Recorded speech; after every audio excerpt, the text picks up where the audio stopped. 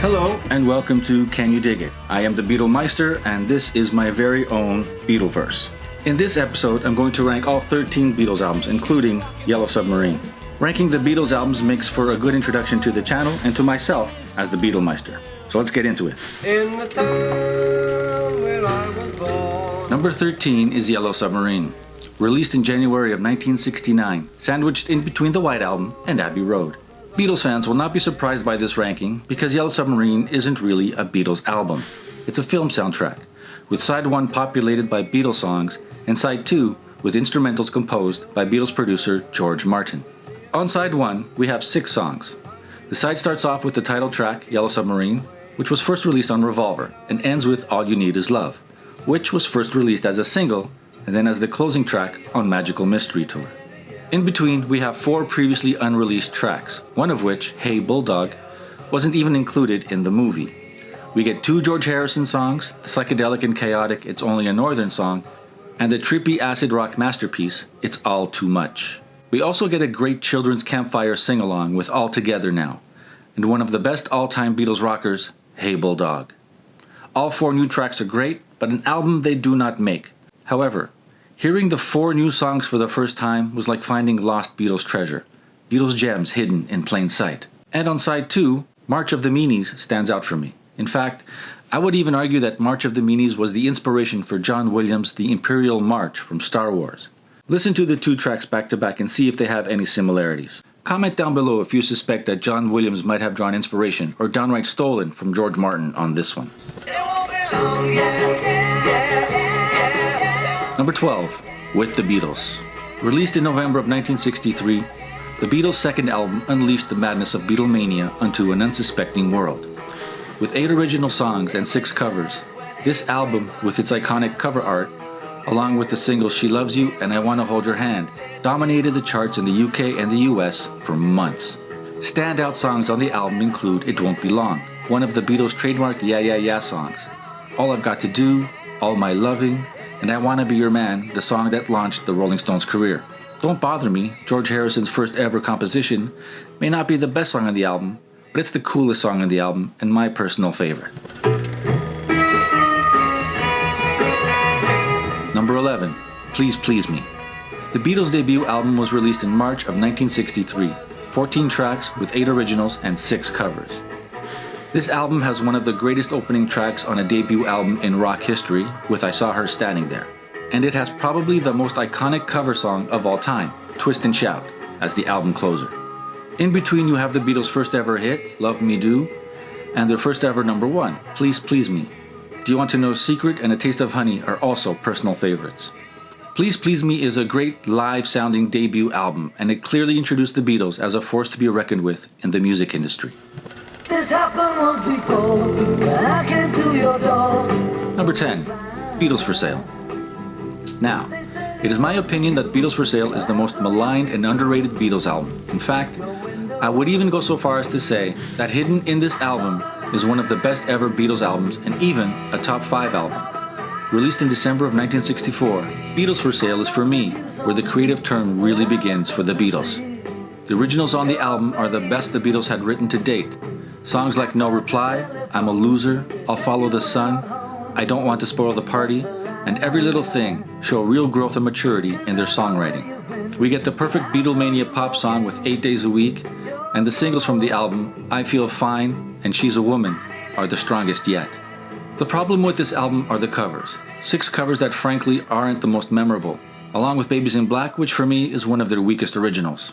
I've got a lot more to say about Beatles for Sale, but I'm going to say that for future episodes, so stay tuned. Number 9, Magical Mystery Tour. Released in December of 1967, Magical Mystery Tour was originally conceived as a double EP soundtrack to the film of the same name. Capitol Records in the US decided to create an album of the Magical Mystery Tour songs and fill side 2 with a bunch of singles from 1967. The psychedelic pop of Magical Mystery Tour is top-notch, but the album feels like a sequel to Sgt. Pepper's and even includes songs from the Sgt. Pepper sessions. This isn't really a problem, but by this time, the Beatles were known for trying something new with every album, and this album just doesn't feel new or different from the album that came before. Evidence of this are the songs Penny Lane and Strawberry Fields Forever. These were the first two songs recorded for Sgt. Pepper's Lonely Hearts Club Band, and when they were released as a single ahead of the album, they were innovative and groundbreaking. But on side 2 of this album, they sound like more of the same from side 1. Standout songs on the album are I Am the Walrus, Flying, and Baby You're a Rich Man. Hello, Goodbye, and the iconic All You Need Is Love were both #1 hits. Magical Mystery Tour is a psychedelic classic, and the album cover was even featured in Stanley Kubrick's Clockwork Orange, which means, of course, the Beatles faked the moon landing. It's been a hard day's night. Number 8, A Hard Day's Night. Released in July of 1964, A Hard Day's Night is the soundtrack album to the movie of the same name. This was the first album with all original songs and the only Beatles album with all Lennon-McCartney compositions. The album starts with the iconic title track, A Hard Day's Night, which starts with the most iconic chord in rock history. Already on just their third album, the Beatles were innovating and pushing the boundaries of popular music. There's a bunch of real classics here.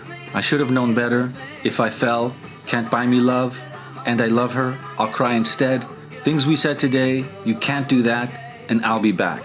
This album is stacked. It's also worth mentioning that the film A Hard Day's Night was a massive international hit and still holds the title as the best rock and roll movie of all time. Number 7, Sgt. Pepper's Lonely Hearts Club Band.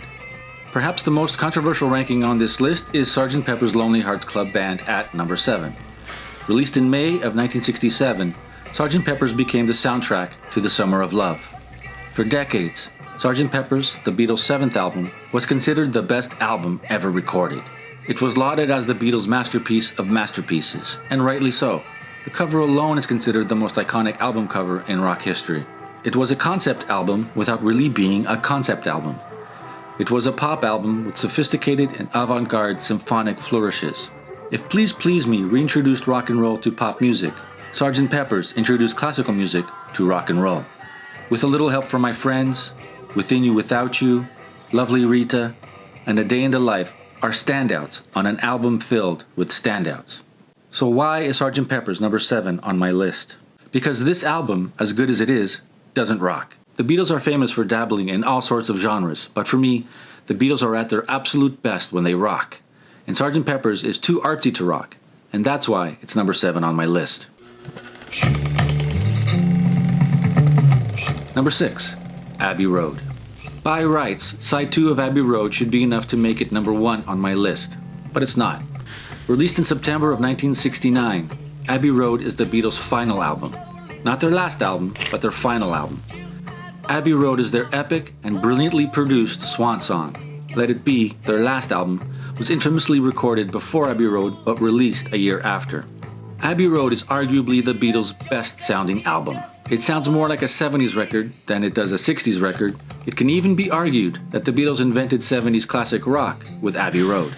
The album kicks off with one of the Beatles' best rockers. The swampy and moody come together. George Harrison announces himself as the songwriting equal to John and Paul with the classic Something and Here Comes the Sun. Side 2, of course, is where you'll find the medley. Paul McCartney and producer George Martin take the lead on what many Beatles fans consider to be the single greatest musical achievement in their illustrious career. It's almost impossible to disagree. I love all the tracks in the medley, from You Never Give Me Your Money all the way to The End. Even Her Majesty is a great little ditty. The reason this album is not higher on my list is mostly because of side 1. There are simply too many skippers for me. After Come Together, I tend to just skip to the medley on side 2. Even the songs I love on Abbey Road, I tend to skip because I've heard them one too many times. Maxwell Silverhammer, Oh Darling, Octopus's Garden, and Because. All 4 songs are someone's favorite, just not mine.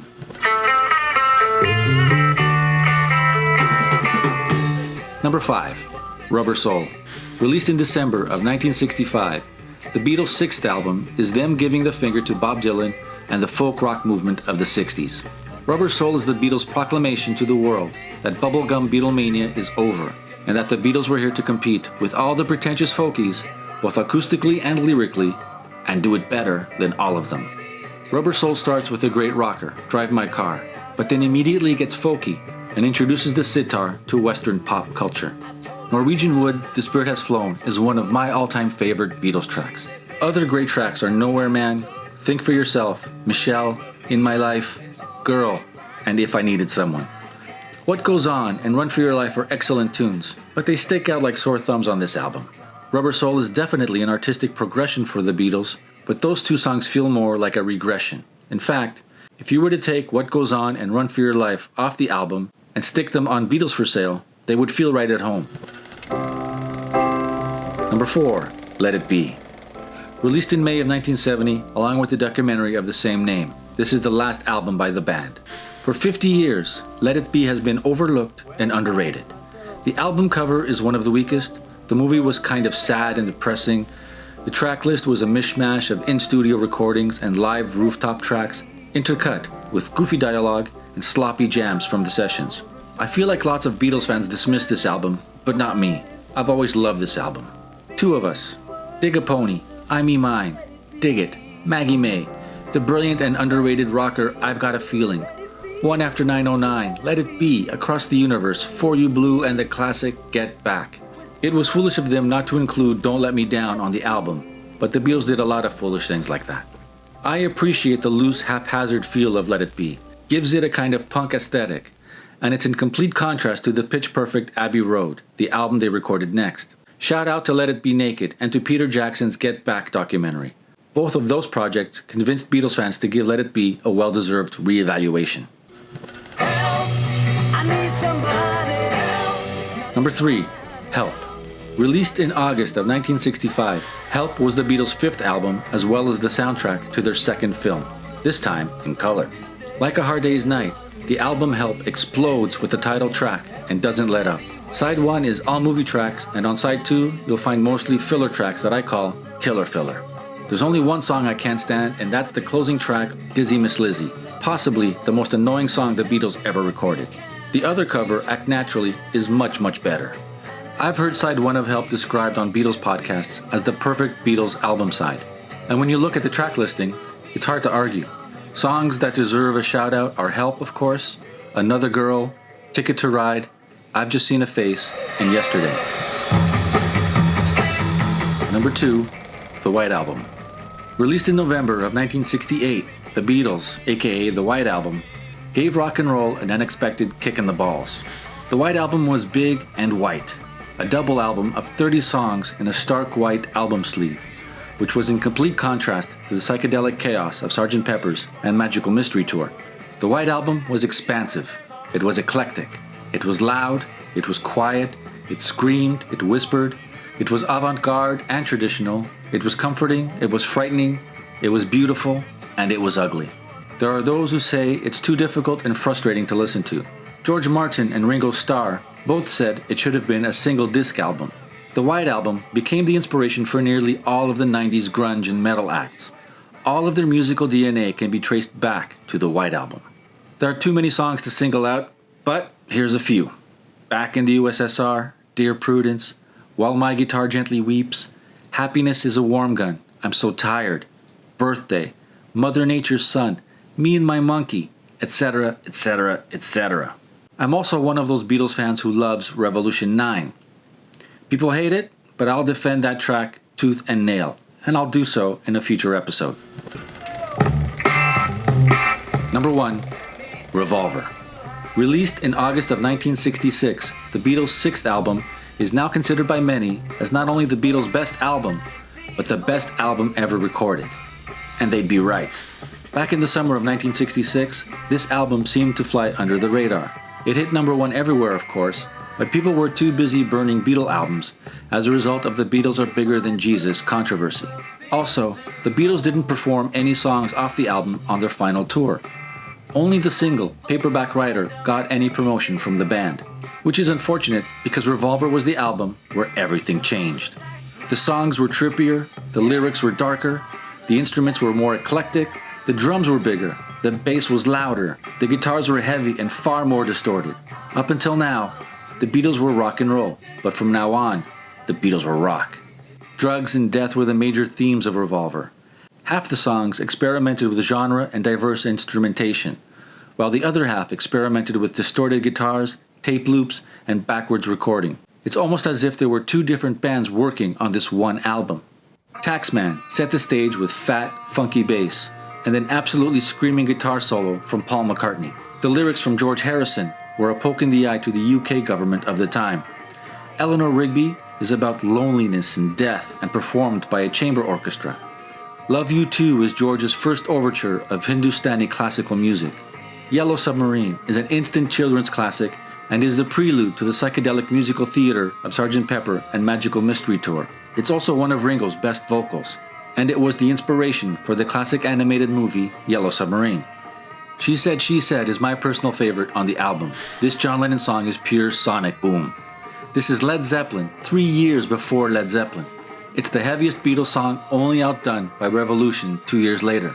We also get the brilliant dual guitar solos of Andrew Bird Can Sing, McCartney's Beautiful and Sad for No One, the horns of Got to Get You Into My Life, and it's all topped off with Tomorrow Never Knows, the single greatest acid trip set to music in the history of rock and roll. So there you have it, folks, my Beatles albums ranked. Just to recap, number 13, Yellow Submarine. Number 12, With the Beatles. 11, Please Please Me. Number 10, Beatles for Sale. Number 9, Magical Mystery Tour. Number 8, A Hard Day's Night. Number 7, Sgt. Pepper's Lonely Hearts Club Band. Number 6, Abbey Road. Number 5, Rubber Soul. Number 4, Let It Be. Number 3, Help. Number 2, The White Album. And number 1, Revolver. I'll be referring back to this ranking in future episodes, as I have much more ranking to do. So, thanks for tuning in. Let me know in the comments below what your rankings are. In my opinion, there is no right or wrong ranking. There is no bad Beatles album, so all of them, except maybe for Yellow Submarine, are proper contenders for the best Beatles album. If you like, please like and subscribe. Can you dig it?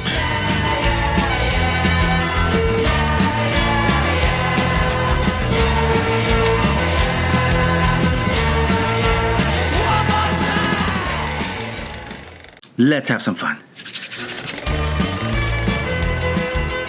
Welcome to Can You Dig It? I am the Beatlemeister, master of the Beatleverse. In this episode, we're going to get nerdy, good, and geeky. Because I, the Beatlemeister, am going to combine two of my favorite things, the Beatles and James Bond. Can you dig it? Imagine, if you will, a Beatleverse where all the James Bond themes have been replaced with Beatles songs.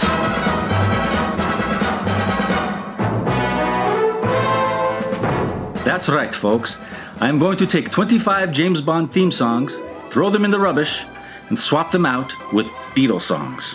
The Beatles have 213 songs, and I shall deem 25 as worthy enough for a Bond theme. Now, I can't just choose any random Beatles song. For example, Moonraker will not be replaced by Love Me Do. The Beatles song has to have some kind of connection to the Bond movie or the Bond theme song. So let's get into it. The first James Bond theme song to be unceremoniously chucked for a Beatles track is the original James Bond theme.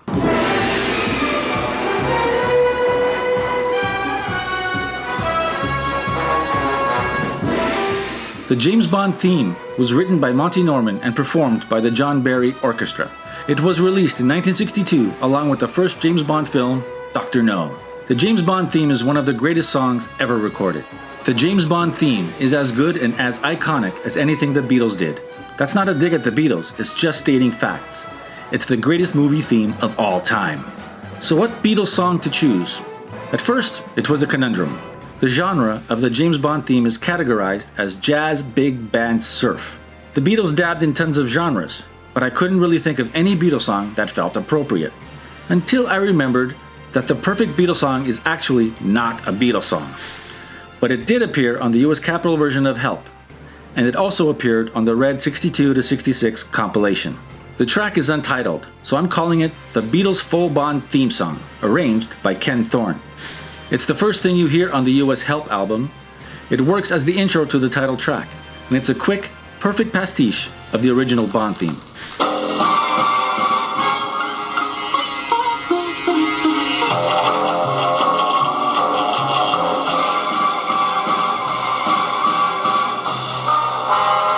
A couple of interesting facts. The sitar appears on the full Bond theme. The tracks Another Hard Day's Night and The Chase are full-blown Indian classical arrangements credited to the George Martin Orchestra. The There is an argument to be made that George Martin was the one responsible for introducing Indian music to Western pop culture and not George Harrison. Then again, the original James Bond theme is actually a derivative of the Indian-inspired song called Good Sign, Bad Sign, also written by Monty Norman, for a musical he never produced called A House for Mr. Biswas. Maybe Monty Norman and James Bond are responsible for introducing Indian music to Western pop culture. So, the James Bond theme is replaced by the Beatles' faux Bond theme song. On to the movies. Dr. No, released in 1962, is the first James Bond movie and the first of the Sean Connery era. This one was easy. Dr. No, Dr. Robert. Moving on. From Russia with Love, Back in the USSR. Easy. And even better, Back in the USSR is actually about Russian spies going home. Goldfinger. Okay, Goldfinger. What Beatles song has gold and fingers in them? Full of fish and finger pies? No. Golden slumbers? Not really. So let's see. Who is Goldfinger? Goldfinger is a villain. He's a man. He's a man who likes gold. He wants to be rich. He's a rich man. Goldfinger, baby, you're a rich man. Thunderball. What the hell is a thunderball? Thunderball is one of those words that means something but doesn't really mean anything. The movie is about a Spectre plot to steal 2 nuclear bombs. I think they call it Operation Thunderball in the movie. What Beatles title doesn't really mean anything and could sound like a name for a secret agent operation? Helter Skelter. Operation Helter Skelter. I'm coming down fast but I'm miles above you. Could refer to a nuclear bomb. So there you have it. Thunderball, Helter Skelter. Next, we have You Only Live Twice. You only live twice? A day in the life. It's got the same number of syllables. Live and life. Good match. Next up, we have the one and only film starring George Lazenby as Bond, released in 1969. On Her Majesty's Secret Service, Her Majesty, Mean Mr. Mustard. Her Majesty is obvious, and in Mean Mr. Mustard, takes him out to look at the Queen, only Queen that he's ever seen. Pretty obvious to me. Next, Sean Connery returns in Diamonds Are Forever. This one was obvious, but not at first. Diamonds are forever. Diamonds. I'll buy you diamond rings, my friends, if it makes you feel alright. Can't buy me love? No. And then it came to me. Diamonds. Lucy in the Sky with Diamonds. So, Diamonds Are Forever, Lucy in the Sky with Diamonds. Next, Live and Let Die. Released in 1973, we start the Roger Moore era with the only Bond theme I am not replacing a Beatles track with, because Live and Let Die by Paul McCartney and Wings is written by a Beatle, performed by a Beatle, and produced by the Beatles' producer, George Martin. It's as close to a Beatles song as you're going to get, and so, out of respect for Sir Paul McCartney, Live and Let Die stays as the theme song for Live and Let Die. Next up, The Man with the Golden Gun. Happiness is a warm gun. Easy peasy. Next, 1977's The Spy Who Loved Me. Back in the USSR is the only Beatles song about spies from Russia, and we've used that one already. The theme song for The Spy Who Loved Me is called Nobody Does It Better by Carly Simon, a classic. Nobody does it better. Then I thought about spies and loving a spy. What Beatles song could be about loving a spy? Norwegian Wood, This Bird Has Flown. Norwegian Wood is about an affair with a mysterious woman in her mysterious flat. She could be a spy, and so could he. It's a spy versus spy love affair. Next, we have Moonraker from 1979. Moonraker is James Bond in space. Space. Universe. Across the universe. Moonraker, Across the Universe. Done and dusted. Into the 80s now with For Your Eyes Only. For Your Eyes Only? Do you want to know a secret? Next, in 1983, we get the most Bondian Bond title of all time. Octopussy. Now, there is an obvious choice for this, but again, I didn't get it right away. So, the theme song is called All Time High by Rita Coolidge. But that didn't help. The most iconic location in Octopussy is India. Indian music. How about George's Within You, Without You? It's his most epic of Indian songs. Beautiful cinematic strings arranged by George Martin. So yeah, Within You, Without You. And then it hit me right in the face. Octopussy, Octopus's Garden. Moving on. A View to a Kill, the continuing story of Bungalow Bill. Bungalow Bill is about a guy who goes out tiger hunting with his elephant and gun. In order to kill a tiger, you need a view to a kill. And kill rhymes with Bill, so Bungalow Bill it is. In 1987, we get a new Bond, Timothy Dalton in The Living Daylights. The Living Daylights, The Inner Light. George finally gets one of his Indian songs on the list. Next up, License to Kill. License to Kill, Ticket to Ride? No. If an assassin is after you with a license to kill, you better run for your life. License to Kill, run for your life. Next, we're into the Pierce Brosnan era with 1995's GoldenEye. GoldenEye? Golden Slumbers. Paul even sings, Golden Slumbers Fill Your Eyes. Perfect fit. Next, Tomorrow Never Dies, Tomorrow Never Knows. Too easy. Next, The World Is Not Enough, The Long and Winding Road. Even makes for a good lyric. It's a long and winding road when the world is not enough. And then we come to the last Pierce Brosnan Bond flick, Die Another Day. Another Day is a Paul McCartney solo song. It was almost a Beatles song, but they never recorded it, and then they broke up. Die Another Day is a Madonna song. Madonna is also a character in the movie. And then it hit me like a terrible Madonna lyric. Madonna, Lady Madonna. So there you go. Die Another Day, Lady Madonna. Now, it's 2006 and we've entered the Daniel Craig era with one of the all-time great Bond films, Casino Royale. The Craig era is going to be complicated. I had nothing for Casino Royale until I took a look at the theme song recorded by Chris Cornell. The song is called You Know My Name. You Know My Name. Well, obviously if you know my name, look up the number. Boom, there it is. The goofy and brilliant You Know My Name, Look Up the Number is a loungy comedy number. I can see the Beatles as a cheesy lounge act, led by Paul Ramon, performing in a European version of Caesar's Palace. It's perfect. Casino Royale, You Know My Name, Look Up the Number. Next, Quantum of Solace. The theme for Quantum is called Another Way to Die by Jack White and Alicia Keys.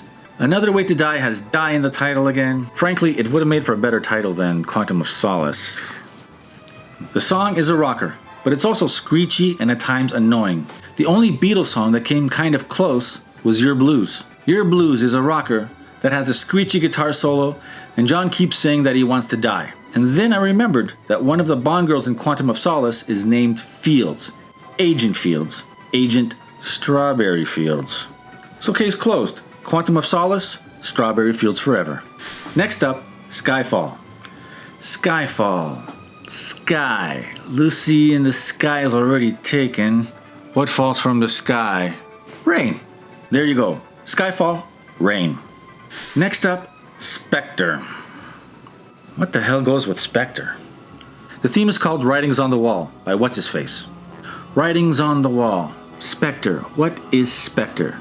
Spectre is a vile, evil organization. Spectre is everywhere. They're all around us, man. They control everything. I am he as you are, he as you are, me, and we are all together. Spectre is the walrus. See how they run like pigs from a gun, see how they fly. And besides, I Am the Walrus is a massive improvement on this terrible Bond theme. So, Spectre, I Am the Walrus. And last, and very likely least, No Time to Die. Another terrible song, this time by Billie Eilish. No Time to Die was a lie. Turns out there was plenty of time to die, especially for James Bond. And since No Time to Die was the end of the Craig era, and it was literally the end of James Bond, and quite possibly the end of my Bond fandom, the only fitting Beatles song to replace No Time to Die is The End, the very last song on the very last album. So, No Time to Die, The End. So there you have it, folks. All the James Bond themes replaced by Beatles songs. Let us recap. The James Bond theme replaced by the Beatles' full Bond theme song. Dr. No, Dr. Robert. From Russia with Love, Back in the USSR. Goldfinger, Baby You're a Rich Man. Thunderball, Helter Skelter. You Only Live Twice, A Day in the Life. On Her Majesty's Secret Service, Her Majesty, Mean Mr. Mustard. Diamonds Are Forever, Lucy in the Sky with Diamonds. Live and Let Die, Live and Let Die. The Man with the Golden Gun, Happiness is a Warm Gun. The Spy Who Loved Me, Norwegian Wood, This Bird Has Flown. Moonraker, Across the Universe. For Your Eyes Only, Do You Want to Know a Secret? Octopussy, Octopus's Garden. A View to a Kill, The Continuing Story of Bungalow Bill. The Living Daylights, The Inner Light. License to Kill, Run for Your Life. GoldenEye, Golden Slumbers. Tomorrow never dies, tomorrow never knows. The world is not enough, the long and winding road. Die another day, Lady Madonna. Casino Royale, you know my name, look up the number. Quantum of Solace, Strawberry Fields Forever. Skyfall, Rain. Spectre, I Am the Walrus. No Time to Die, the end. Now, there are two other non-Eon Bond films that I figured I'd leave for you, the worldwide audience of Beatle geeks. The first movie is Casino Royale, 1967. The theme song is the sexy and smoky The Look of Love by Burt Bacharach and Dusty Springfield. Such a good song. It's a proper Bond song. And Never Say Never Again from 1983. The song is performed by Lanny Hall. It's a bit of 80s cheese, but the chorus is surprisingly catchy. So, Casino Royale 1967 and Never Say Never Again from 1983. What Beatles song would you choose to replace those Bond themes? Let me know down below. I hope you enjoyed this episode. If you please like and subscribe. Join the Beatleverse. Become versed in the Beatleverse. Can you dig it?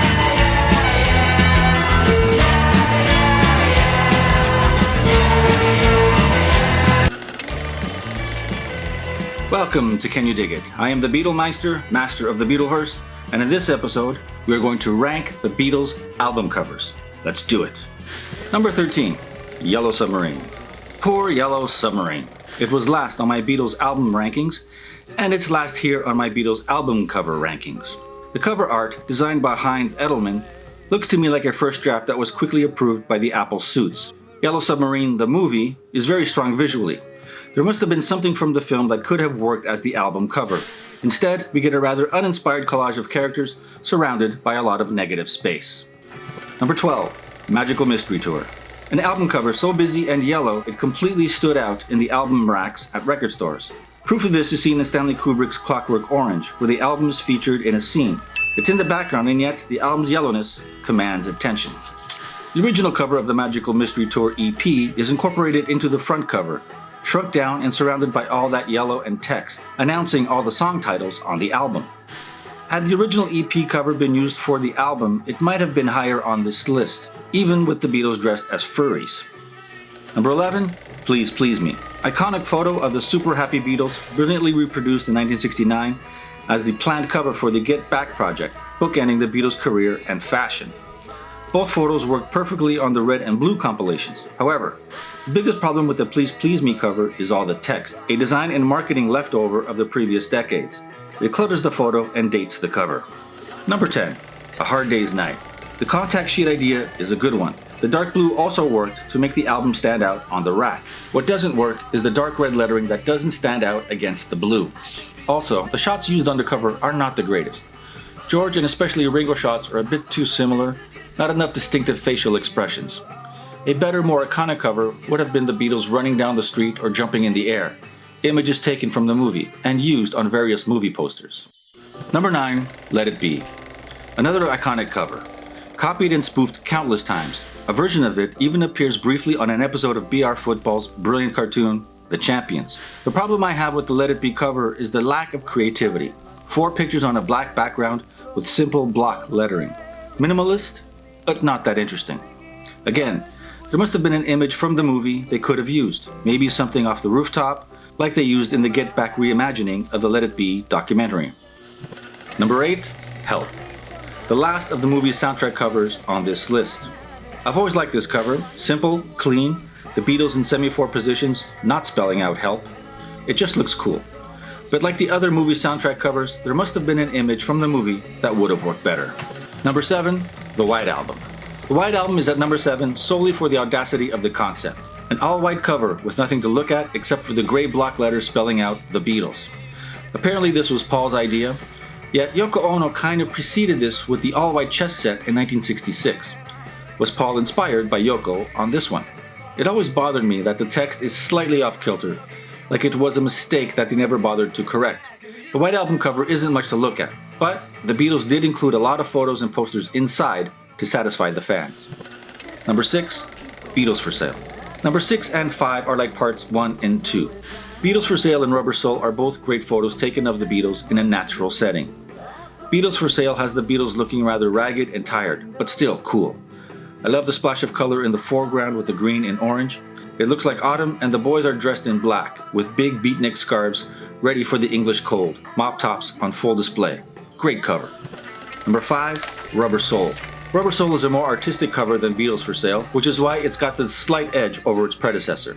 The warping of the image, giving the Beatles elongated faces, works as a taste of psychedelia to come, as does the text design in the upper left-hand corner. The cover also has an air of folk influence, with muted colors, serious faces, and cool brown suede jackets. The Beatles' mop tops are longer than ever, and George, John, and Ringo's hair almost look like wigs, perfectly placed on their heads. George, Ringo, and Paul are looking to the left, while John is staring directly into the camera. His enigmatic expression reminds me of the Mona Lisa. Is it a smile or not? What does he know that we don't? What's he thinking? What's he hiding? Also interesting is that John is the odd man out in this photo, and not Paul, which throws a Spaniard in the works of the Paul is dead theory. Then again, Rubber Soul was recorded in 1965, and Paul didn't die until 1966. Number 4, Revolver. A great cover, designed by old Beatles friend Klaus Voormann. Loved this cover as a kid. The artwork and photo collage made for hours of exploration while listening to the album. The brilliant documentary, The Complete Beatles, also had a fantastic sequence of camera work and editing set to the music of Tomorrow Never Knows, giving the album cover a psychedelic makeover, even though it was black and white, devoid of splashy colors. Looking at it now, however, I think the cover would have been better off without the photo collage, which just clutters up the fantastic artwork. What is cool though is Klaus Voormann's self-insert. Take a good look at the album cover, see if you can find it. Number 3, With the Beatles. Now we're getting into the ultra iconic album covers, and With the Beatles was the first.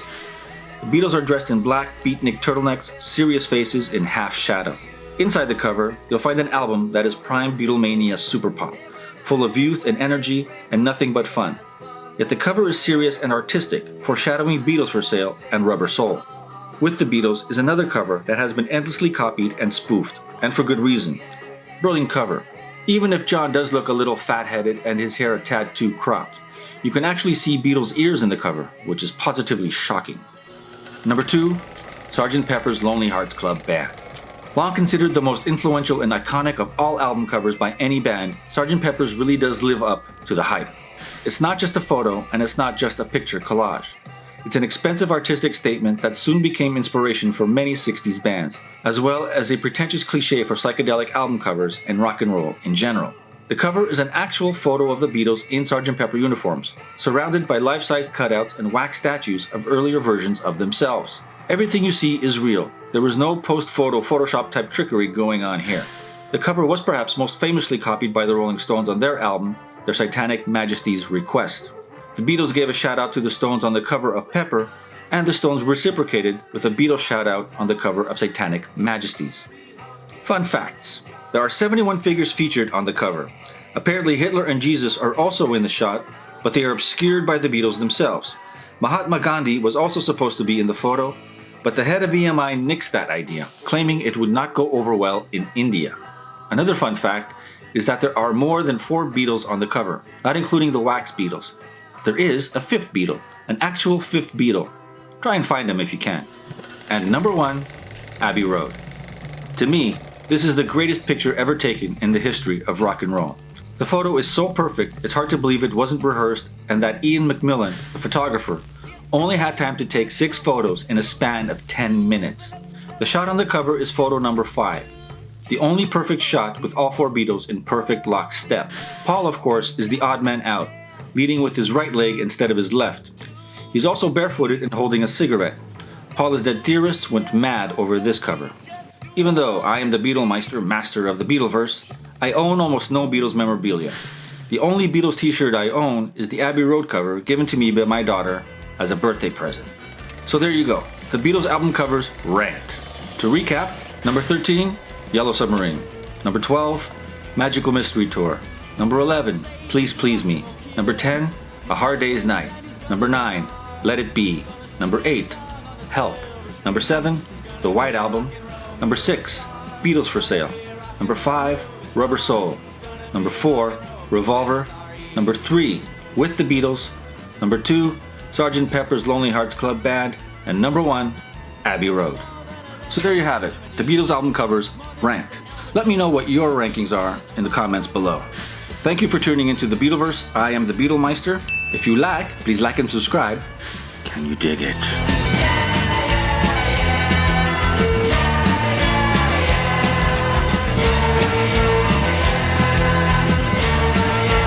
Welcome to Can You Dig It? I'm the Beatlemeister, master of the Beatleverse. In this episode, we are creating a tier list of Beatles albums, openers, and closers. The Beatles were, for the most part, excellent at choosing openers and closers.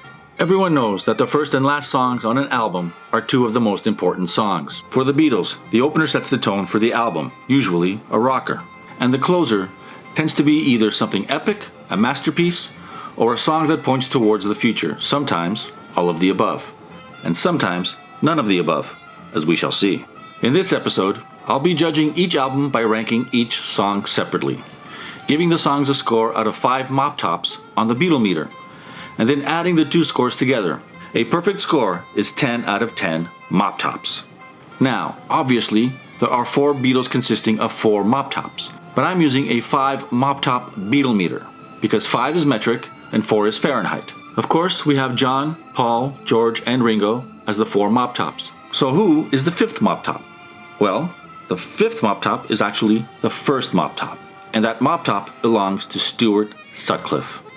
We're going to give mostly forgotten Beatles stew some love in this episode, and so, if a song scores a perfect 5 mop tops, I'm calling that a stew. If an album scores a perfect 10, then that's a perfect stew.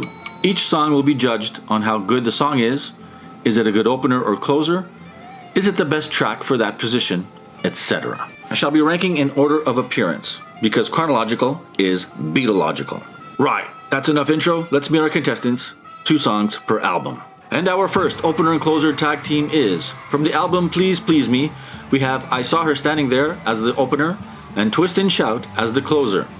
As you can see, Please Please Me comes out swinging with some heavy hitters. Next, we have With the Beatles, represented by It Won't Be Long and Money, That's What I Want. The album A Hard Day's Night opens with the title track A Hard Day's Night and closes with something a bit different, the folky I'll Be Back. Beatles for Sale mixes things up a bit more with No Reply and Everybody's Trying to Be My Baby, the first time George closes an album. Next up, Help, with the title track Help as the opener and Dizzy Miss Lizzy, another John screamer, as the closer. Rubber Soul. We have the funky and cheeky Drive My Car, accompanied by the controversial Run for Your Life.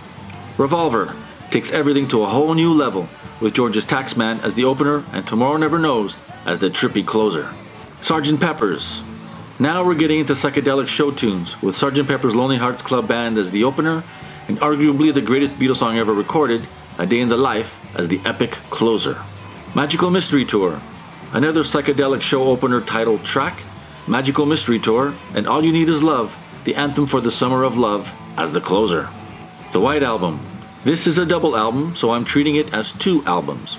Disc 1 opens with the rocker Back in the USSR and closes with the beautiful and delicate Julia. Disc 2 kind of mirrors Disc 1, with Birthday as the rocking opener and Good Night as a very unique closer. Yellow Submarine isn't a real Beatles album, so we're not going to bother with it on this tier list. Next, we have Let It Be. 2 of Us is the opening track, with Paul and John showing off their Everly Brothers chops. And the album closes with the classic Get Back, live rooftop performance.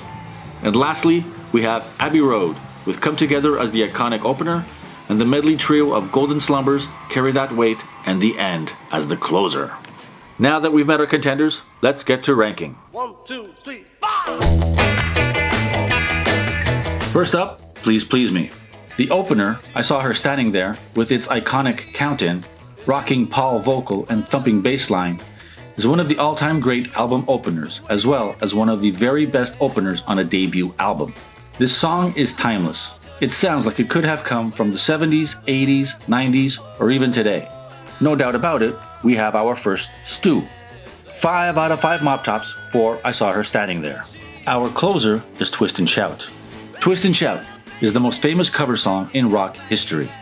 Twist and Shout has one of the all-time great screaming rock and roll performances from John Lennon. The song wasn't written by the Beatles, but it might as well have been written for the Beatles, because Twist and Shout is synonymous with rock and roll and early Beatlemania. Twist and Shout is clearly a 5 out of 5 mop tops, which means Please Please Me scores a perfect stew. and that means Please Please Me gets placed right up here in the S tier.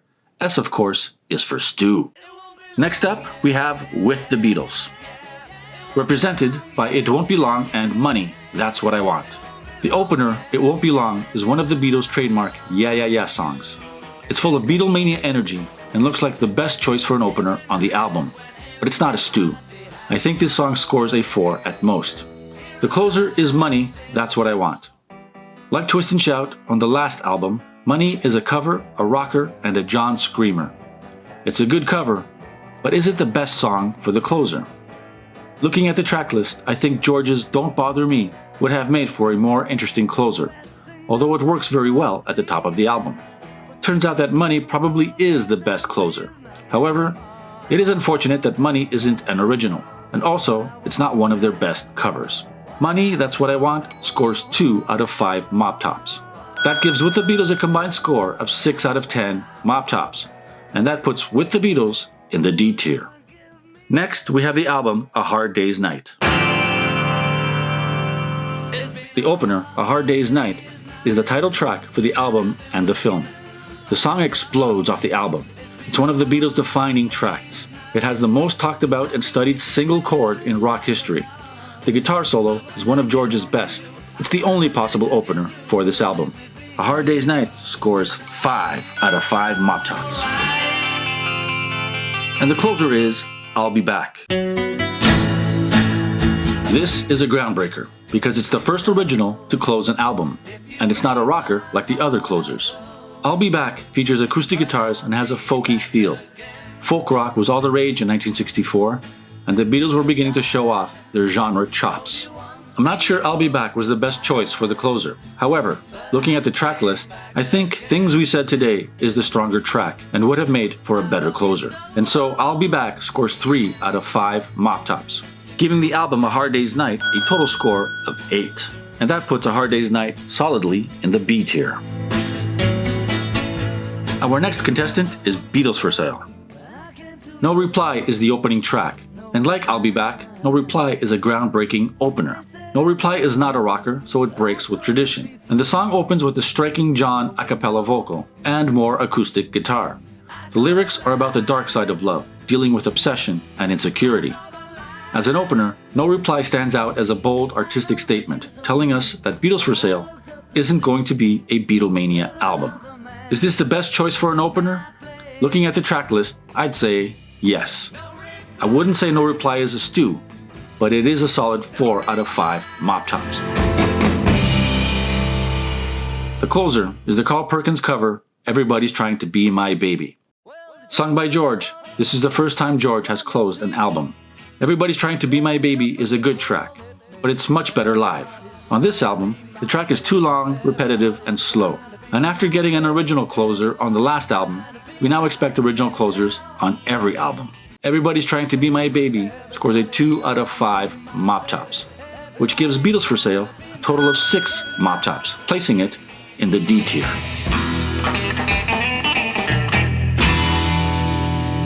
Next up, I need somebody. exactly the same as A Hard Day's Night, the opening track Help explodes off the record and screen as the title track for both the album and the movie. Help is another instant classic from the Beatles, and another high-energy Beatlemania #1. But once again, the lyrics are darker, more introspective, and in this case, literally a cry for help. There is no other opener for this album, no doubt about it. Help scores a 5 out of 5 mop tops. Won't you please help? And then we come to the closer, Dizzy Miss Lizzy. Another cover, rocker and John screamer. Only this time, it's one of the worst songs the Beatles ever recorded. This song has the most annoying guitar riff in all of rock and roll. Not even John's vocal histrionics can save this rubbish. Ladies and gentlemen, we have a 0, a donut, no mop tops for Dizzy Miss Lizzy, which means the album Help scores a measly 5 out of 10 mop tops, putting this album in the lowly E tier.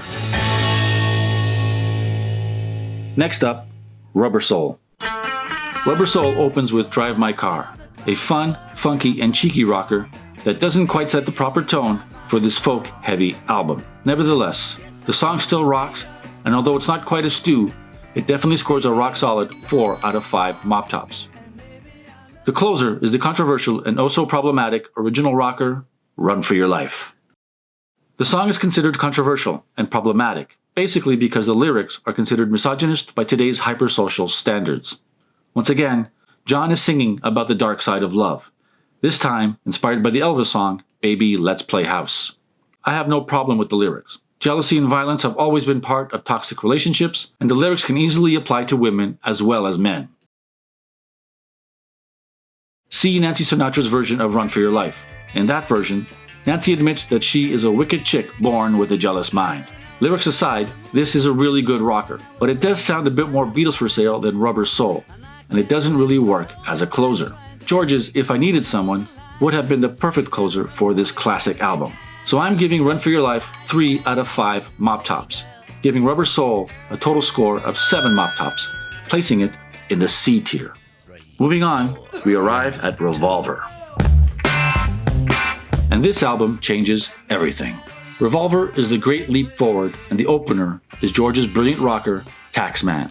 It has the drugged out count-in at the top, announcing a new Beatles sound and attitude. It has big, fat, funky bass, crunchy distorted guitars, and one of the most blistering guitar solos in the history of rock, played of course by Paul. There is no better opener on the album. This is a no-brainer. Taxman scores 5 out of 5 mop tops. And the closer, possibly the best closer on any Beatles album. Possibly. The greatest acid trip ever put to music, and probably the most important musical and technical innovation by the Beatles, the one and only Tomorrow Never Knows. This song, the first to be recorded for Revolver, reaches so far into the future, it sounds like a song that traveled back in time from the future. Ringo's drumming is so hypnotic and precise, it sounds like a drum loop. John's vocals are recorded through spinning Leslie speakers, giving him that feel of a Tibetan monk shouting from the mountaintop. George adds the drones of a sitar and tambura, and the noises and sound effects heard throughout the song are an early example of sampling. Paul McCartney basically invented hip-hop when he brought his experimental tape loops to the session. Tomorrow Never Knows is another no-brainer. A score of 5 mop tops means Revolver is our second perfect stew, and takes its well-deserved place up there in the S tier. Sgt. Pepper. Can Sgt. Pepper equal the heights of Revolver? The opening track is also the title track. Now we're getting into the psychedelic show tunes era of the Beatles, and there is no better theatrical show opener than Sgt. Pepper's.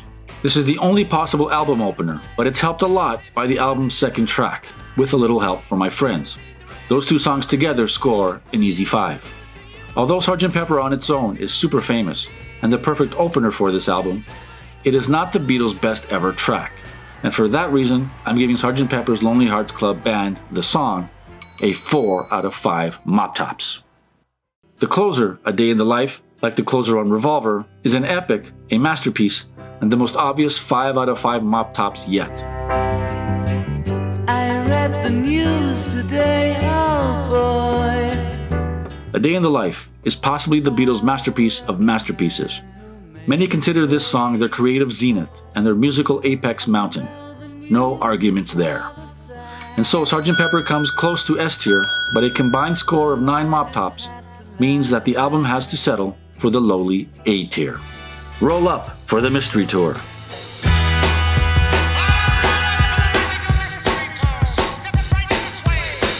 And Magical Mystery Tour is the title track and the psychedelic show tune opener on this, the Beatles' most psychedelic album and movie.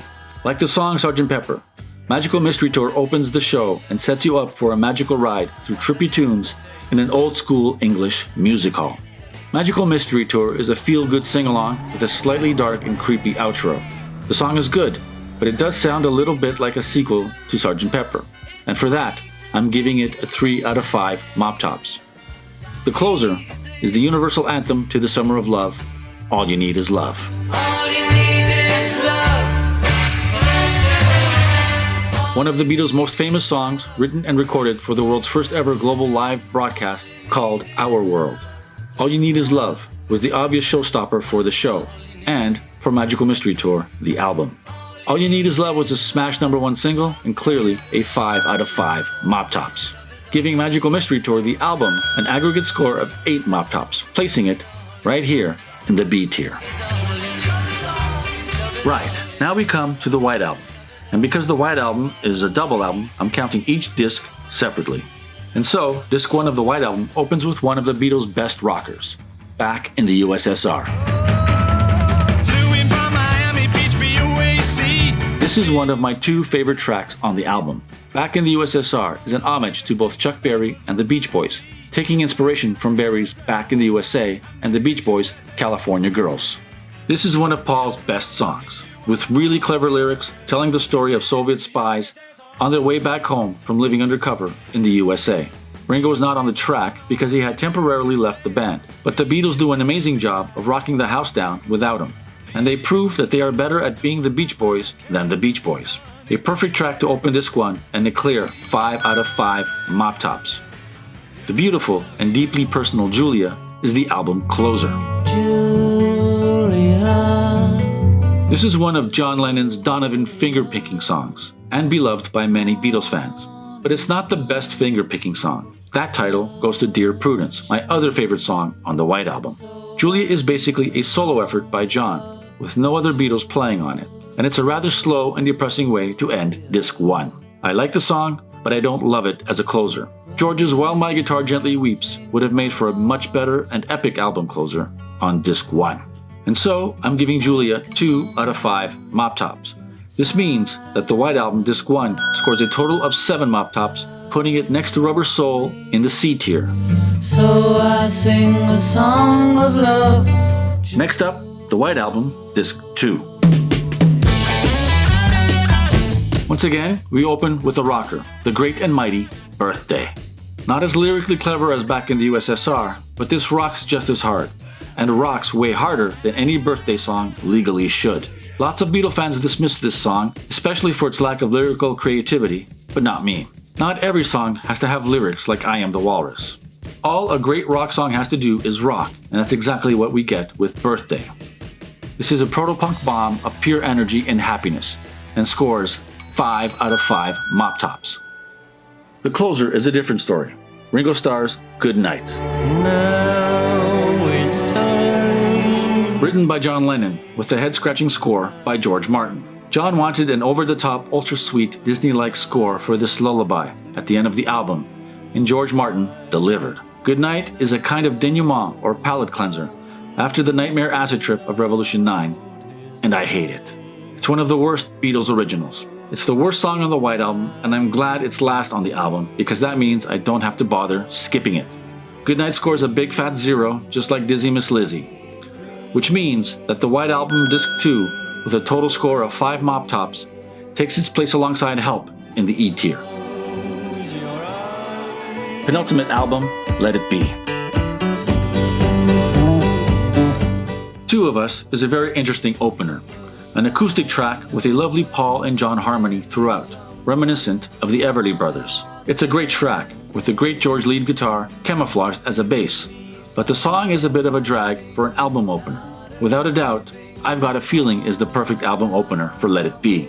I've Got a Feeling rocks with a great riff off the top, and it features Billy Preston killing it on electric piano. Two of Us lacks all of those things. I like Two of Us quite a bit, but as the album opener, Two of Us scores 3 out of 5 mop tops. And the album closes with Get Back, one of the all-time greatest Beatle rockers and a classic of classic rock.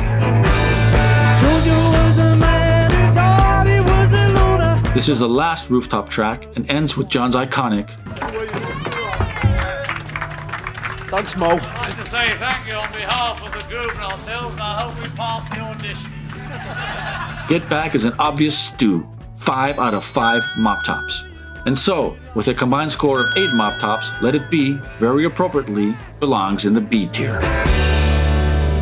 And finally, we come to Abbey Road. Here come old flat top, here come. Come Together, John's swampy, moody, mercurial rocker, is kind of the sequel to Get Back, and just as good. The whole band plays muted. The song rocks, but in a very low-key way. Come Together is much more disciplined than previous openers, which sets the tone for Abbey Road, considered by many to be their best produced album. Come Together is another all-time classic, and clearly scores 5 mop tops on the Beatle meter. Closing the album is the medley trio of Golden Slumbers, Carry That Weight, and The End. To keep things from getting too wordy, I'll simply refer to the song as The End. Not only does The End have the perfect title for a closer to a classic album, it's also the most epic and iconic closing track for an entire career. The song starts with Golden Slumbers, a beautiful church-like lullaby. Then into Carry That Weight, an English pub sing-along and football chant sung by all four Beatles. And then we get the four solos, a drum solo by Ringo, and the epic dueling guitar solos by Paul, George, and John, all recorded in one take. The End is the last song on the last album by the greatest band that ever was, and it ends with some of the most elegant lyrics. An easy 5 mop tops for The End. Which means, ladies and gentlemen, we have another perfect stew to end this opener and closer tier list. Abbey Road takes its place alongside Please Please Me and Revolver up here in the S tier. So there you have it, folks, the Beatles opener and closer tier list. Recap.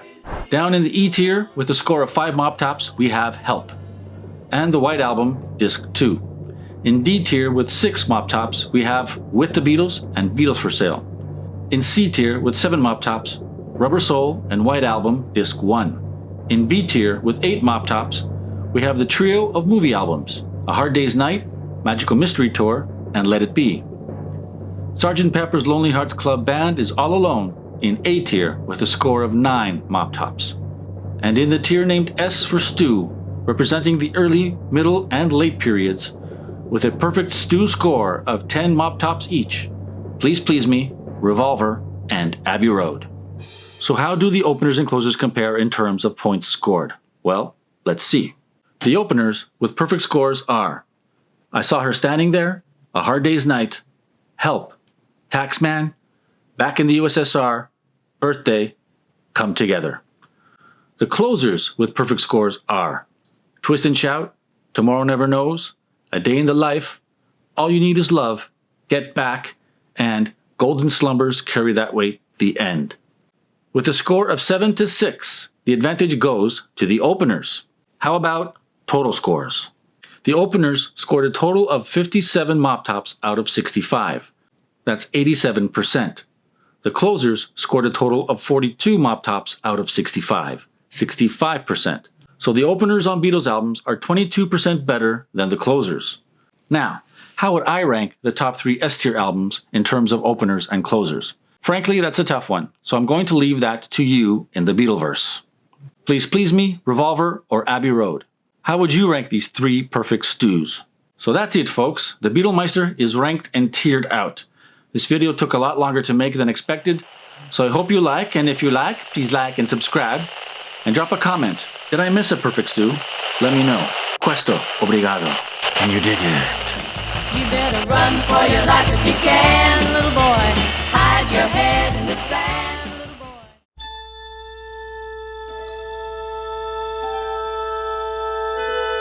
Space, the groovy frontier.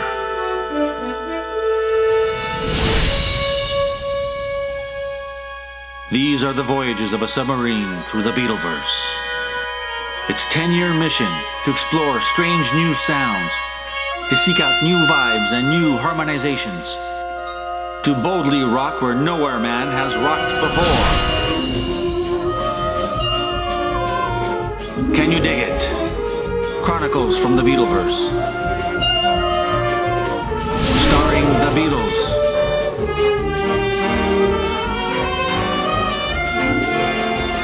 Also starring George Martin as the 5th Beatle. Created by the Beatlemeister. Welcome to Can You Dig It? I'm the Beatlemeister, master of the Beatleverse. Do you remember this scene from Monty Python's Life of Brian? All right, but apart from the sanitation, the medicine, education, wine, public order, irrigation, roads, a fresh water system, and public health, what have the Romans ever done for us? Good question. What have the Romans ever done for us? The aqueduct? Oh, yeah, they did give us that. That's true, yeah. And the sanitation. Well, I thought I'd take that question, mix it up a bit, and dedicate this video to our British friends, the British. Thought you'd gotten rid of us, didn't you? But you were wrong, old bean, because we're back with a vengeance. God save the Queen, my son. The The British have an incredibly long list of technical, scientific, military, and historical achievements. In this video, I'll be focusing on the cultural triumphs that I think make the British great. And because the Beatles are British, I thought I'd give the British a bit of love with this video I'm calling Top 10 Things the British Have Ever Done for Us.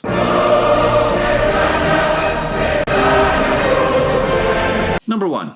The English language and William Shakespeare. There are many beautiful languages in the world, and there are many languages that make no sense, either grammatically or phonologically. English is both beautiful and makes no bloody sense. It is not pronounced the way it's written, and the rules often don't apply to many words for reasons no one can explain. But that doesn't matter, because English is the de facto lingua franca of our age, and has been for at least 100 years. English is the most spoken language on earth, and is an official language of at least 57 sovereign states. English is cool. English, motherfucker, do you speak it? Yes! English is arguably the most versatile and beautiful language for poetry and lyrics, which leads us to William Shakespeare, the greatest playwright and bard of the English language the world has ever seen. William Shakespeare was born in 1564 in Stratford-upon-Avon and died in 1616 at the age of 52. Weirdly enough is that Shakespeare was born on April 23rd and died on April 23rd. Truly, to die on your birthday is a massive poetic flex. William Shakespeare was an actor and starred in many of his own plays. He's credited with writing 39 plays and 154 sonnets. So many of his plays are considered masterpieces of the English language. They are still taught in schools all over the world. They are still performed on stage, and many have been made into movies. Here are just a few of the iconic titles from Shakespeare: Romeo and Juliet, The Merchant of Venice, Julius Caesar, Antony and Cleopatra, Richard III, Henry VIII, Othello, Hamlet, King Lear, Macbeth, The Tempest, The Taming of the Shrew, Much Ado About Nothing, A Midsummer Night's Dream, etc., etc., etc. Many nations have their great poets and epic works that define a language. In William Shakespeare, the English language has the best bard to have ever barded. Number 2. Fish and chips and Guinness. You have fish and chips, battered and fried. Undoubtedly, one of the tastiest, most iconic dishes on earth. Then wash that down with a pint of glorious Guinness, the greatest, most aesthetically pleasing stout on the planet. And what you have is the zenith of British cuisine. Sure, fish and chips and a dirty newspaper is disgusting. And yes, fish and chips was likely imported by Portuguese Jews. But that's okay, because Portugal is Great Britain's oldest ally. Portugal, by the way, gets a few mentions in this video. Like the British, the Portuguese get around. Fish and chips is as iconic a European dish as a baguette avec fromage from France, or a pizza margherita in Italy, or goat's eyeball stew in Iceland. And Guinness? Yes, I know Guinness is Irish, not British. But Ireland is the second largest island in the British Isles. And so, my Irish friends, you are British. And Guinness, the greatest of all beers, deserves to be on this list. Guinness is a stout originating in the brewery of Arthur Guinness at St. James's Gate, Dublin, Ireland, in the 18th century. It is one of the most successful alcoholic brands worldwide, brewed in almost 50 countries and available in over 120. It is the highest selling beer in both Ireland and the United Kingdom. No doubt about it, Guinness is a British beer. Number 3, football, and by extension, rugby, cricket, curling, and golf. The British have a long and proud history of sport. In fact, the British have invented 5 of the most popular sports on the planet. Let's start with football, the king of sports, the beautiful game, the most popular sport by far among humans. Something about kicking a round ball with your feet, running up and down a large field, and prohibiting the use of hands makes this sport so brilliant to play and watch. And unlike most other sports, you don't have to weigh 500 kilos, or stand 8 feet tall, or have bulging muscles in your ears. You can be an Adonis like Cristiano Ronaldo, or a hobbit like Messi and Maradona, and be the best player on earth. Football is the great equalizer of humanity.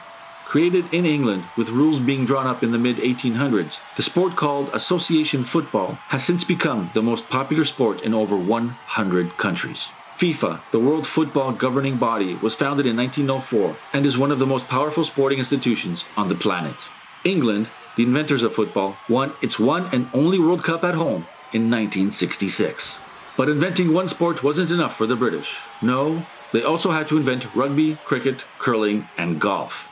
Rugby and cricket are the most popular sports in several countries. Golf is the most popular sport among Freemasons and American presidents, and curling is a popular sport among the frozen icebound nations surrounding the Arctic Circle. We can blame the Scots for both curling and golf. It's their fault. Doesn't it make you proud to be Scottish? It's shite being Scottish! Number 4. Lawrence of Arabia. T.E. Lawrence was a British officer in the Arabian theater of World War I, nicknamed Lawrence of Arabia. He was an instrumental player in the Arab revolt against the Ottoman Empire.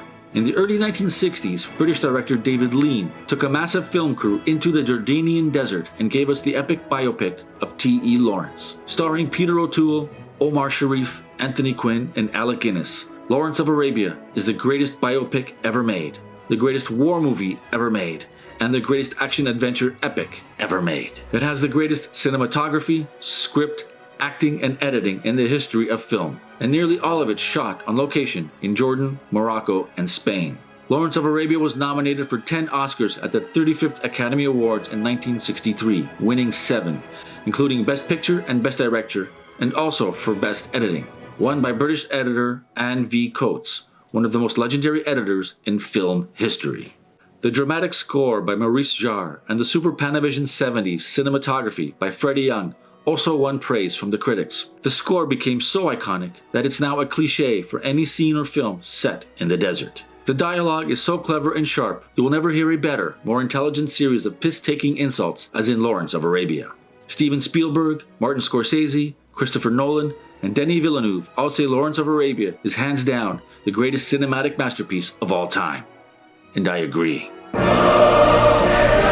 Number 5. David Attenborough and BBC documentaries. If you've never seen a David Attenborough documentary about the nature of planet Earth, then you haven't seen a documentary. His life's work at the BBC is a treasure trove for humanity. Beautifully shot and expertly researched, all of David Attenborough's nature documentaries are classics in the genre.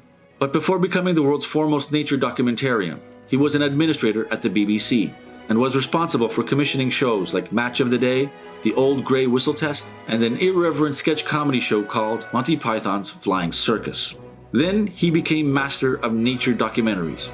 He traveled the world documenting life in all corners of the globe. He even inspired the technological advancement of film cameras, lenses, and shooting techniques, just so he could film life growing in the most unfilmable places. Some of his must-see work in the Life collection include Life on Earth, The Living Planet, The Trials of Life, and The Private Life of Plants. David Attenborough is also famously the brother of actor and film director Richard Attenborough. Richard starred in Jurassic Park and won the Oscar for directing the epic biopic Gandhi, which also won Best Picture. Some good genes in that British family. Top class doesn't even begin to describe Sir David Attenborough's career, who was knighted not once, but twice. Number 6. James Bond. Invented by British author Ian Fleming, James Bond, aka Agent 007 of MI6, is the most famous super spy the world has ever known. First introduced in the 1950s with a series of best-selling books, James Bond then went viral worldwide when the film Dr. No was released in 1962. Since then, there have been 6 actors playing the role of James Bond in at least 26 movies.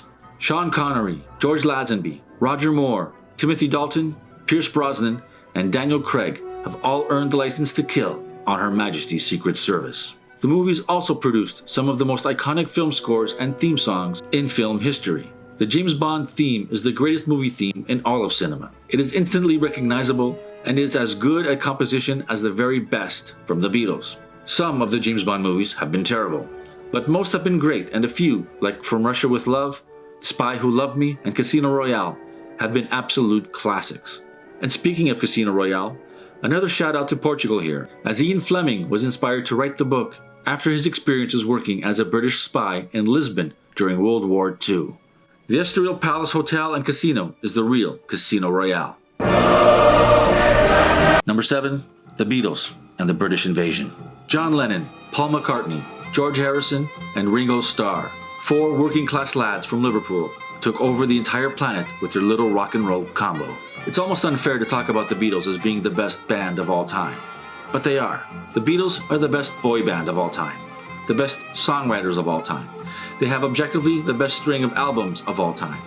they have the most number ones of all time. In John and Paul, they had two of the best lead singers of all time. With George, they had the best three-part harmonies of all time. They are the best-selling band of all time. They have the most versatile and diverse canon of all time. The Beatles are the most influential rock fashionistas of all time. They are the most studied band of all time, obsessed over by intellectuals and historians. More books have been written about the Beatles than any other band. The Beatles released 5 movies between 1964 and 1970, with A Hard Day's Night still considered by many, including myself, as the best rock and roll movie of all time. The Beatles also have the most biopics of all time, the most podcasts of all time, and the Beatles have the most dedicated YouTube channels of all time. Channels just like this one. And then there was the British invasion, which, if not for the Beatles, likely would never have happened. The British invasion was the cultural and musical force that swept the world in the wake of Beatlemania, the single greatest mass mind control experiment of all time. We're talking bands like the Rolling Stones, The Who, Pink Floyd, and Led Zeppelin. And there were the subsequent waves of bands in the 70s, 80s, and 90s. The Beatles and the British invasion, or invasions really, might be the greatest of all the great British things to have ever come out of Great Britain. Number 8. Monty Python. And just as the Beatles were breaking up, about to exit stage left, in come Monty Python, the greatest troupe of comedic actors and writers the world has ever seen. 6 blokes, 2 from Oxford, 3 from Cambridge, and 1 Americano joined forces in 1969 to write and star in Monty Python's Flying Circus, a sketch comedy show on the BBC. From there, they went on to produce 3 of the funniest, most intelligent, most quotable, and radically absurdist films in the history of movies: Monty Python's Holy Grail, Life of Brian, and Meaning of Life. They also gave us albums, books, songs, live tours, and stage musicals. The individual members of Monty Python, John Cleese, Terry Jones, Terry Gilliam, Eric Idle, Graham Chapman, and my personal favorite, Michael Palin, also went on to produce great documentary series and brilliant films on their own. 2 of my favorite films are the classic A Fish Called Wanda and what many consider to be the first ever mockumentary, inspired by the Beatles of course, The Ruddles, All You Need Is Cash. Monty Python, the greatest comedy troupe of all time.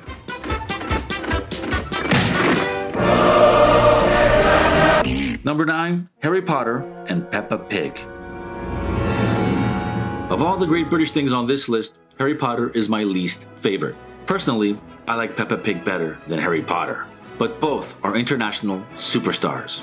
Harry Potter, the Boy Wizard, is the main character in a children's fantasy book series written by British author J.K. Rowling. The first novel, Harry Potter and the Philosopher's Stone, was released in June of 1997. Since then, the books have become the best-selling series in history, selling over 600 million copies worldwide and translated into dozens of languages.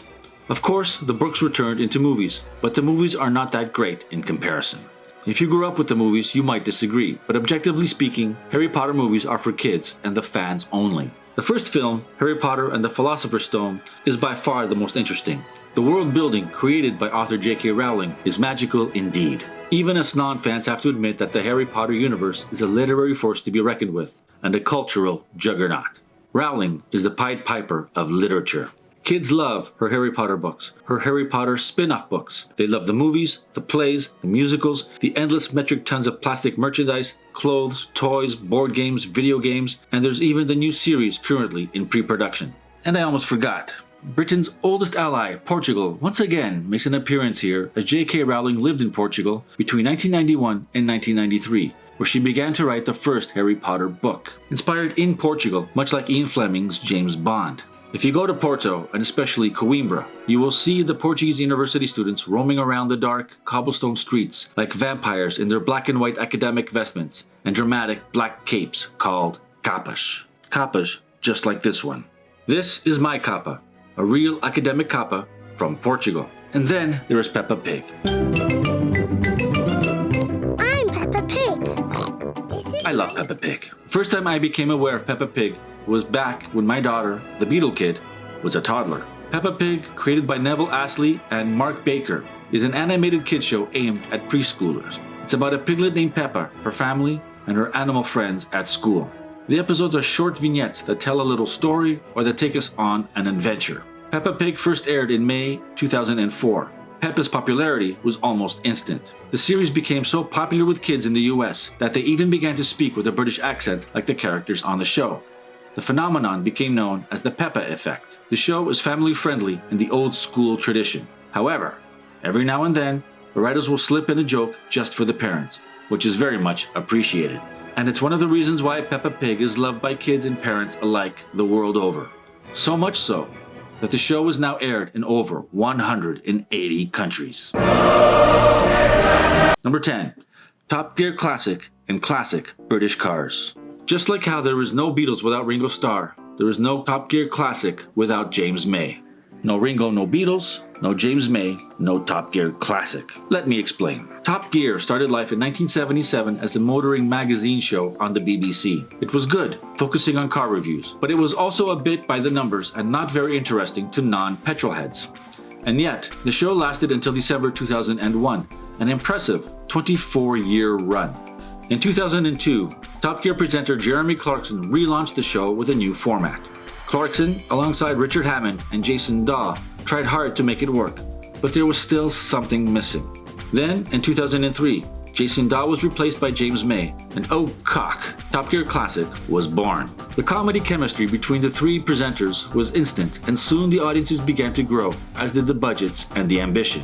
By 2008, Top Gear had become the most popular show on the planet, broadcasting in 212 countries. Each week, more than 350 million people around the world were tuning in. Top Gear's creative mix of car reviews, challenges, races, celebrity interviews, serious reporting, absurdist comedy, controversial comments, juvenile explosions, near-death crashes, and epic international specials drew in audiences like no other show before or since. The three middle-aged idiots of Clarkson, Hammond, and May had become the most famous and popular TV hosts on Earth. And then the show became an international franchise, with versions of Top Gear produced in Australia, China, France, Italy, Russia, the United States, and South Korea.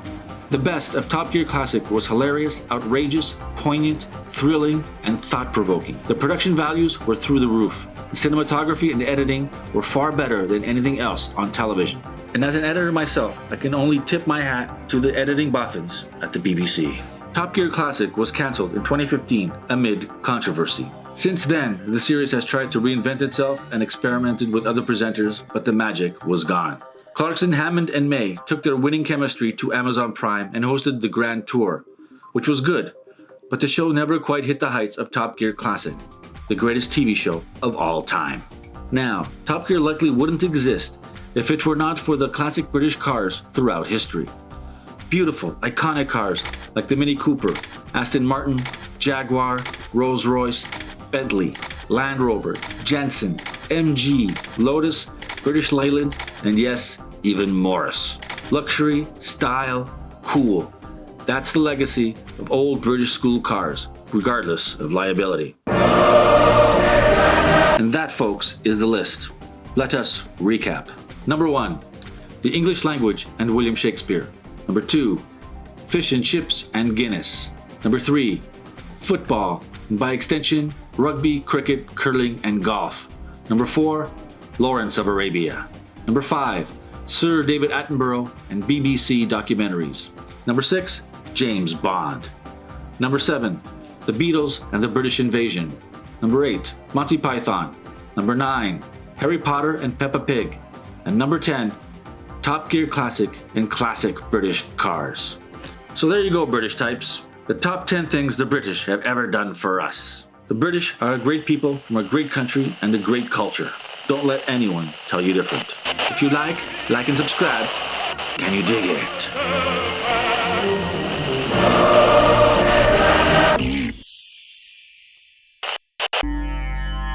Are you a Beatles fan? Do you like Beatles content? Here are some videos you can check out right now in the Beatleverse. If you like rankings, you can watch Beatles Albums Ranked, a great video where I rank all the Beatles albums, including Yellow Submarine, one of the most unique rankings in all of Beatledom. You can also watch Beatles album covers ranked. How did these iconic album covers fare in my rankings? Do you like tier lists? Check out the Epic Beatles Opener and Closer tier list. 30 minutes of the most epic tier listing since tier lists were discovered. In this video, you will learn Beatlytics, use the 5 Mop Top Beatle meter, and get introduced to the perfect stew. Do you like top 10 lists? Then check out Top 10 British Epic Culture Edition, where I ask the all-important question, what have the British ever done for us? And there's more. Do you like Beatles pop songs? In this video, find out which pop song are the Beatles' 4 perfect pop songs. 1 perfect pop song from each Beatle. Do you like James Bond? Ever wonder what a Beatles Bond song would sound like? Then check out What If Bond Themes Were Beatles Songs. Subscribe to the Beatleverse and become a Beatlenaut. Fly through the Beatleverse with me. Explore strange new sounds, new vibes, and new harmonizations. Boldly rock where nowhere man has rocked before. I am the Beatlemeister, master of the Beatleverse. Created by the Beatlemeister. Can you dig it? Welcome to Can You Dig It? I am the Beatlemeister, master of the Beatleverse. In this episode, I am introducing a new series I'm calling Les chansons qui vont très bien ensemble, aka songs that go together well. The idea is to choose 2, 3, 4, or more songs that I think go together well for whatever reason. Mostly it will be Beatles songs, though I might shake things up with other bands as well. And for the first episode of Songs That Go Together Well, I'm choosing 4 songs from the Beatles. The genre, perfect pop songs. 1 perfect pop song from each Beatle. The Beatles are known for dabbling in many genres, but pop songs is what the Beatles are really most famous for. So John, Paul, George, and Ringo all get a perfect pop song to sing. And the first perfect pop song, from the album Beatles for Sale, John Lennon's 8 Days a Week. 8 Days a Week is really the last perfect Beatlemania pop song. The melody, of course, is super catchy. The Hard Day's Night-like title either comes from good old Ringo or an overworked chauffeur. The lyrics are still about syrupy, goopy, pimple-faced love. There's a great middle 8 that changes up the rhythm. The song begins with a fade-up, which was unusual and somewhat groundbreaking. The backup vocals and harmonies are all perfect. 8 Days a Week simply is the perfect Beatlemania pop song. Next, Paul McCartney brings his tour de force pop masterpiece, Penny Lane. Penny Lane, there is a bar showing photographs. Recorded during the Sgt. Pepper sessions and first released as a single in 1967. This is Paul's response to John's Strawberry Fields Forever. The lyrics are some of his best. They paint a vivid picture of the characters and goings-on in Penny Lane. The melody line is one of Paul's most intricate and fluttery, jumping from key to key, and he layers the song with several piano parts, as well as the iconic piccolo trumpet in the solo. Great production once again from George Martin. A lovely horn section, and the video of the Beatles riding horseback is fun to watch. Penny Lane is one of the Beatles' most famous songs, and clearly a perfect pop song. Penny Lane.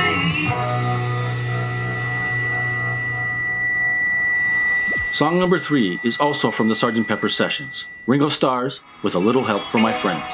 What would you think if I sang out a tune? Written by Lennon McCartney specifically for Ringo. This has always been one of the highlights on Sgt. Pepper's. Ringo's vocals are the best of his career. The backup vocals and harmonies are perfectly sad and hopeful at the same time.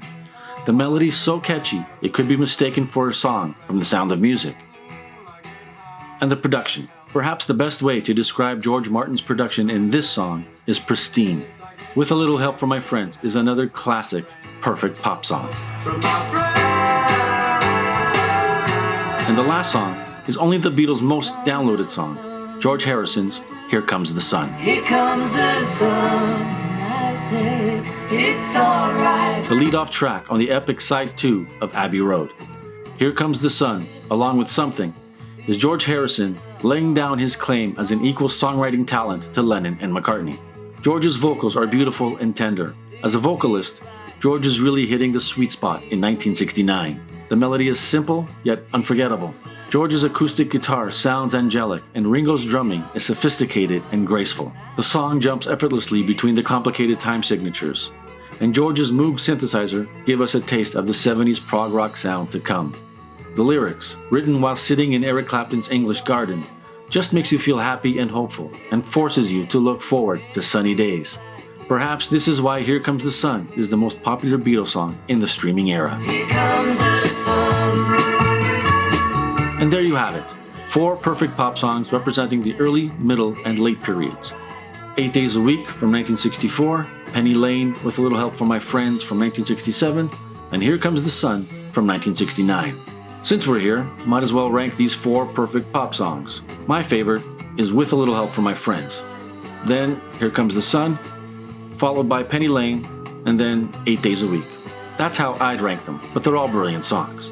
How would you rank these 4? Let me know in the comments below. In the next 4 episodes of Songs That Go Together Well, I'll be choosing 3 songs, a trio or trilogy, of a certain genre by a certain Beatle. 1 episode each for John, Paul, George, and Ringo, showcasing 3 songs in a genre that best defines that Beatle. So stay tuned for the next installment of Songs That Go Together Well, where we will feature 3 of the most important Beatles songs ever recorded. John Lennon's Psychedelic Trilogy. If you like and subscribe, and you dig it.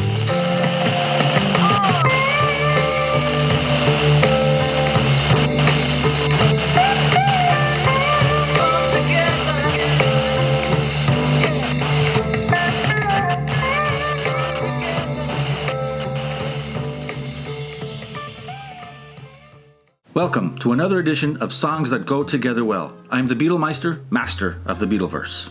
In this episode, I'll be talking about 3 of the most important Beatles songs. John Lennon's Psychedelic Trilogy. The Beatles have a lot of psychedelic songs, but in the Beatles, nobody did psychedelia like John Lennon. And the trilogy of songs we are talking about are 3 of the most innovative, complex, and thought-provoking songs in all of Beatles canon. Tomorrow Never Knows, Strawberry Fields Forever, and I Am the Walrus. Chronological is Beatlelogical, so let's start with Tomorrow Never Knows. The first song recorded for the Revolver Sessions in 1966. To give you an idea of how much of a songwriting progression Tomorrow Never Knows is, the last time the Beatles were in the studio before recording Tomorrow Never Knows was November 11th, 1965, when they recorded You Won't See Me and Girl, and added overdubs to Wait. All great songs, but with Tomorrow Never Knows, recorded 7 months later on April 6, 1966, the Beatles took the great leap forward. After recording this song, nothing would be the same with the Beatles in the studio, much like taking hallucinogenic drugs. Once you do LSD or magic mushrooms, nothing is the same again, or so they say. By this time in 1966, John Lennon and George Harrison were tripping on acid daily. John was especially fond of LSD and wanted to write a song that captured the psychedelic experience. So John brought in a song that was centered on a droning C chord, with lyrics inspired by a book co-written by counterculture guru Timothy Leary. The book was titled The Psychedelic Experience, a manual based on the Tibetan Book of the Dead. To achieve this musical version of an acid trip, John insisted on having his vocals sound like the Dalai Lama shouting from the mountaintops. The acid takes effect immediately as George Harrison comes in aggressively with a droning tambura. Then, with even more aggression, Ringo's heavy, hypnotic drums along with Paul's thumping bass line overpower you with drug-induced goodness.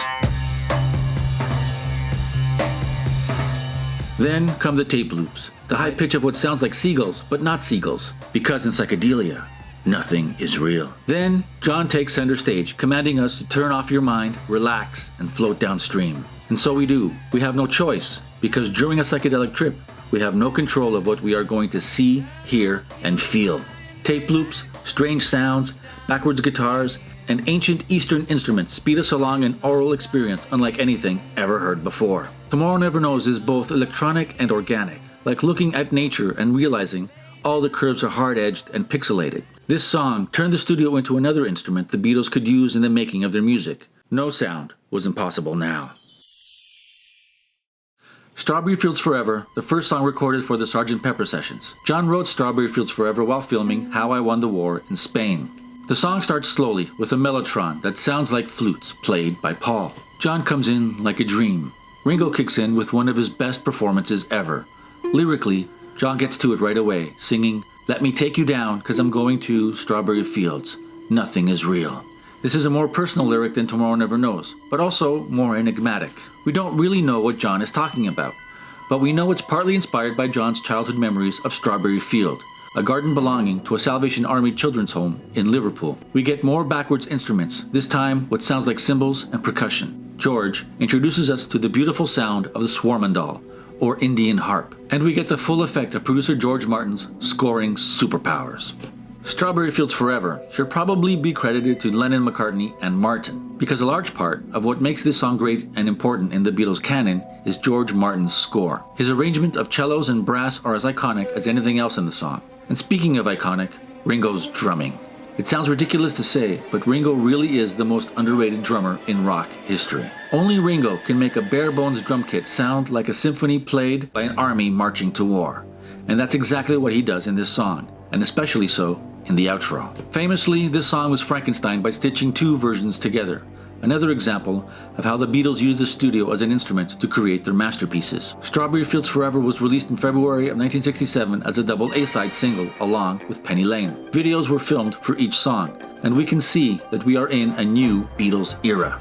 Out are the mop tops in cool matching suits. In is unkempt hair, Victorian-era mustaches, John's iconic granny glasses, and out of control, completely uncoordinated, hippy-dippy fashion. Look at the Beatles here in the last shot of the Strawberry Fields video. They're dressed like clowns. Psychedelia has absolutely taken over everything in 1967.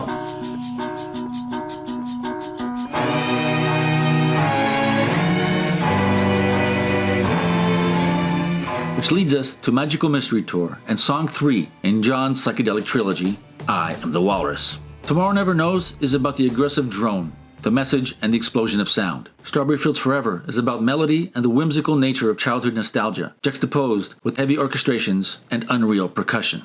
I Am the Walrus is all about the lyrics. I am he as you are, he as you are, me, and we are all together. I Am the Walrus is John Lennon's most famous nonsense song.